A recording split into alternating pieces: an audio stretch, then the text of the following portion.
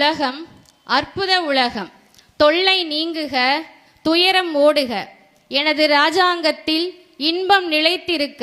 இது கண்ணதாசனே நமது பட்டிமன்றத்திற்கு ஆரம்பத்திலேயே வழங்கிவிட்ட தீர்ப்பு என்று நான் நினைக்கிறேன். கண்ணதாசன் ஏத்தும் இன்பம் எது? அந்த ரசவாதம் எது?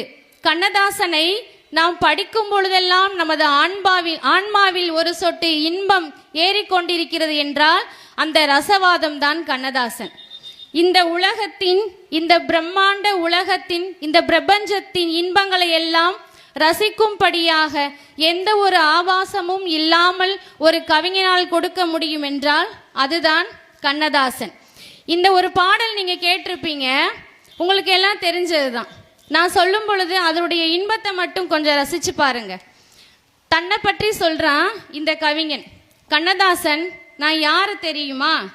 காவிய தாயின் இளைய மகன், காதல் பெண்களின் பெருந்தலைவன். நமக்கு தெரிஞ்ச பெருந்தலைவர், இந்த நாட்டுக்காக தன்னை அர்ப்பணித்தவர் நம்ம கண்ணதாசன். இந்த பெண்களுக்காகவும் இந்த இயற்கை இன்பத்துக்காகவுமே தன்னை அர்ப்பணித்தவர். காதல் சுவை, இன்ப சுவை என்றால் அது கண்ணதாசன் தான். காவிய தாயின் இளைய மகன், காதல் பெண்களின் பெருந்தலைவன், மானிட ஜாதியில் தனி மனிதன், படைப்பதனால் நான் இறைவன் என்கிறான். அதோட விடல, அடுத்த வரிதான் பார்த்தீங்கன்னா, மானிட இனத்தை ஆட்டி வைப்பேன். ஆட்டி வைக்கிறனால தானே நம்ம இங்கே வந்து உட்கார்ந்துட்டு இருக்கோம். நம்ம ஒவ்வொரு மானிட இனத்தையுமே ஆட்டி வைக்கும் அந்த இன்பம். மானிட இனத்தை ஆட்டி வைப்பேன், அவர் மாண்டு விட்டால் அதை பாடி வைப்பேன். எந்த நிலையிலும் எனக்கு மரணம் இல்லை, எந்த நிலையிலும் எனக்கு மரணம் இல்லை, நான் நிரந்தரமானவன், அழிவே இல்லை என்கிறார். எத்துணை இன்பத்தை தன்னுடைய மனதில் ஏற்றி இருந்தால் இந்த வரிகளை அவர் வந்து எழுதியிருப்பார். இன்னொரு பாடல், நடுவர் அவர்களே, காதல்னா என்ன சொல்லுங்க நடுவர் அவர்களே, காதல்னா என்ன? இப்படி வந்து கேட்ட நான் என்ன சொல்றது? சொல்லணும்ல, காதல்னா என்ன? நம்ம ஒவ்வொருத்தங்களும் ஒவ்வொரு வகையான விளக்கம் கேட்டிருப்போம்.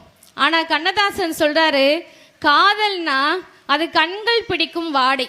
கண்களுக்கு வாடை உண்டா? நமக்கு தெரியும், மூக்குக்கு நுகரும் தன்மை இருக்கு, வாடை இருக்கும். கண்களுக்கு வாடை உண்டா?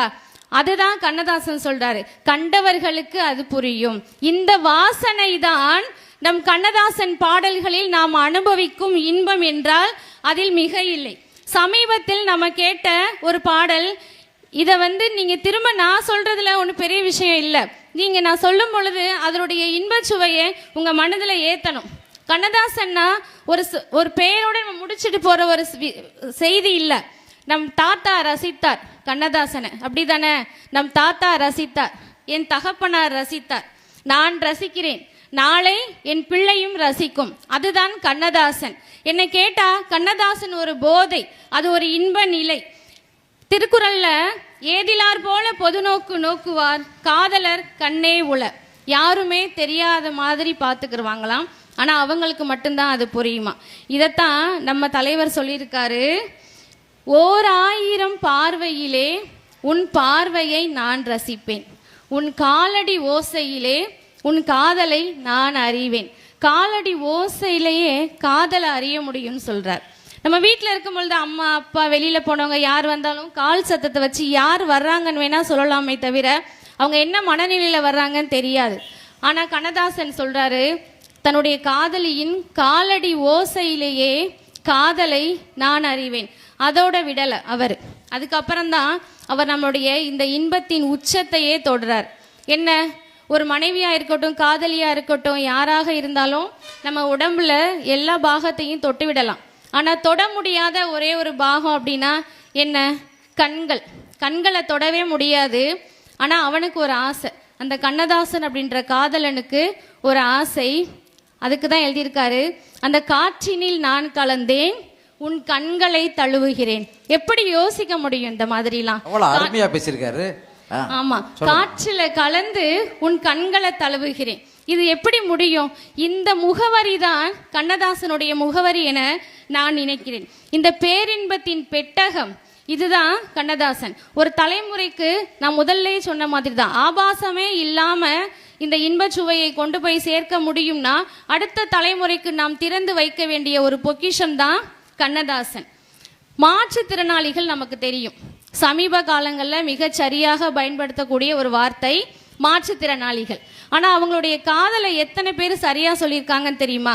ஒரு மாற்றுத்திறனாளியாக இருந்தால் அவங்களுடைய இணையரும் என்னவா தான் இருப்பாங்க, நம்ம பார்த்த வரைக்கும் மாற்றுத்திறனாளியாக தான் இருப்பாங்க. அது அப்படி இல்லை. ஏன்? ஒரு இயல்பான இருக்கிறவங்க ஒரு மாற்றுத்திறனாளியை ஏற்றுக்கொண்டு வழி நடத்தலாமா இல்லையா அப்படின்றதுக்கு சொல்லியிருக்காரு. தங்கத்திலே ஒரு குறை இருந்தாலும் தரத்தினில் குறைவதுண்டோ, உந்தன் அங்கத்திலே ஒரு குறை இருந்தாலும் அன்பு குறைவதுண்டோ. நம்மளால முடியுமா? இந்த தலைமுறைக்கு இது புரியுமா? சின்ன ஒரு குறையவே பெருசா பார்த்து பிரிந்து செல்லக்கூடிய சூழல்ல அந்த பெண் அந்த ஆணை பார்த்து பாடுறா, தங்கத்திலே ஒரு குறை இருந்தாலும் தரத்தினில் குறைவதுண்டோ, உந்தன் அங்கத்திலே ஒரு குறை இருந்தாலும் அன்பு குறைவதுண்டோ. கால்கள் இல்லாமல் நிலா வானில் உலா வரவில்லையா? இரு கைகள் இல்லாமல் மலர்களை அணைத்து காதல் தரவில்லையா? தங்கத்திலே ஒரு குறை இருந்தாலும் தரத்தினில் குறைவதுண்டோ. இதுதாங்க காதல். எந்த ஒரு ஏற்றத்தாழ்வுமே இல்லாம நம்ம கொடுக்கக்கூடிய இன்பம் தான் காதல். நீங்க சத்துவோன்னு பேச வர்றீங்க, பரவாயில்ல நடுவர் அவர்களே, வந்து விட்டார்கள், பாவம் பேசிட்டு போட்டோம், ஆனா தீர்ப்பு எங்களுக்கு தானே தெரியும், நீங்க கொஞ்சம் பொறுத்துக்கிட்டு கேளுங்க. கோடி மனிதர்கள் பேசிய பின்பும் குறைவில்லாமல் வளர்வது காதல். அதானே? நீங்க கோடி முறை தத்துவத்தை சொல்லிடுவீங்களா? சரியாகவே இருந்தாலும் எங்களால கேட்க முடியாது. அது இந்த தலைமுறைக்கு சொல்லவே வேணாம். ஆனா நாங்க சொல்லுவோம், எத்தனை லட்சம் லட்சம் கோடி முறை எங்களுடைய இன்பத்தை சொன்னாலும் இன்னும் கோடி கோடி மக்கள் கேட்பதற்கு காத்துதான் இருக்கிறார்கள். கடலும் வானும் பிரித்து வைத்தாலும் காதலின் வேகம் காற்றுக்கு இல்லை. இதை நான் பார்க்கிறேன் நடுவர் அவர்களே.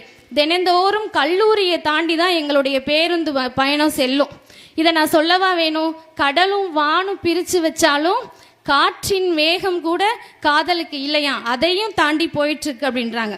இந்த இன்ப நிலைதான் நாம் அவருடைய பாடல்களில் அனுபவிக்க வேண்டிய ஒன்று. மனைவி அமைவதெல்லாம் இறைவன் கொடுத்த வரம்னு ஒரு பாடல் இருக்கு, உங்களுக்கு தெரியும். இதுல என்ன பெரிய விஷயம் அப்படின்னு கேட்பீங்க. அதுல என்ன அப்படின்னா, இந்த வரியை கேளுங்க. உறவினில் சுகம் ஒன்று உண்டு, மனைவியின் கனவொன்று உண்டு, எனக்கு அது புரிந்தது இன்று. ஆனால் இப்போ உள்ளவங்க 8 வயதிலே எல்லாமே எல்லாருக்குமே புரிஞ்சிருது. ஆனால் அதுவா புரிதல்? அது இல்லை. உறவினில் சுகம் ஒன்று உண்டு, மனைவியின் கனவொன்று உண்டு, எனக்கு அது புரிந்தது இன்று, பொருத்தம் உடலிலும் வேண்டும், புரிந்தவன் துணையாக வேண்டும். அடுத்த வரிதான் அவர் நமக்கு அறத்தை இன்பத்தில் சொல்லி கொடுக்கிறாரு. கணவனின் துணையோடு தானே காமனை வென்றாக வேண்டும். இந்த அறம் இதை இவ்வளவு எளிமையாக ஒரு காப்பியத்தை படிக்கிற மாதிரி, ஒரு சங்க இலக்கிய பாடல்களை படிக்கிற மாதிரி, ஒரு சிற்றிலக்கிய பாடல்களை படிக்கிறதுடைய இன்ப சுவையை எப்படி வெறும் திரைப்பட பாடல்களை கொண்டு சேர்க்க முடியும் அப்படின்னா அதுதான் கண்ணதாசன். கண்ணதாசன் சொல்றார், ஒரு பெண்ணின் காதல் எவ்வளவு உயர்வு நடுவர் அவர்களே, சொல்லுங்க. நம்ம சங்க இலக்கியத்திலே சொல்லியிருக்காங்க, நிலத்தினும் பெரிது, வானினும் உயர்ந்தென்று, நீரிலும் ஆழமானது அப்படின்னு சொல்லியிருக்காங்க. அதை விட இப்ப ஒரு திரைப்பட பாடல இருக்கே, பெண் மனசு ஆழம் என்று ஆம்பளைக்கு தெரியும், அது பொம்பளைக்கு தெரியும், அந்த ஆழத்திலே என்ன ஒன்று யாருக்கு தான் தெரியும். இதுக்கு மேல சொல்லணுமா?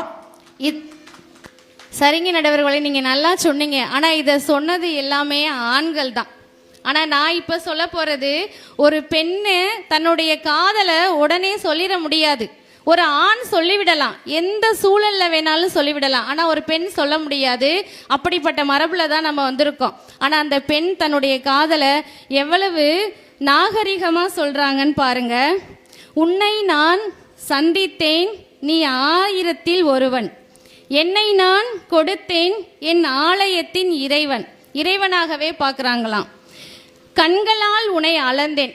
இதை செஞ்சவங்களுக்கு தெரியும் நினைக்கிறேன். கண்களால் உன்னை அளந்தேன், தொட்ட கைகளால் மலர்ந்தேன், எண்ணத்தால் உன்னை தொடர்ந்தேன். ஒரு பெண் சொல்றா, எண்ணத்தால் உன்னை தொடர்ந்தேன். எண்ணத்தால தான் தொடர முடியும். நம்மளுடைய மரபு அப்படிதான். பிசிக்கலா உன் கூட என்னால வர முடியாது. ஆனா நீ செல்லும் இடங்கள் எல்லாம் எண்ணத்தால் உன்னை தொடர்ந்தேன், நீ எங்கேயும் தப்பிக்க முடியாது அப்படின்றாங்க. ஒரு கொடி போல் நெஞ்சில் படர்ந்தேன். கொடி என்ன ஆகும்? நீங்க எத்தனை முறை பிச்சு பிச்சு எரிஞ்சாலும் என்ன ஆகும்? தனக்கு பிடிச்சிருச்சு அந்த இடம்னா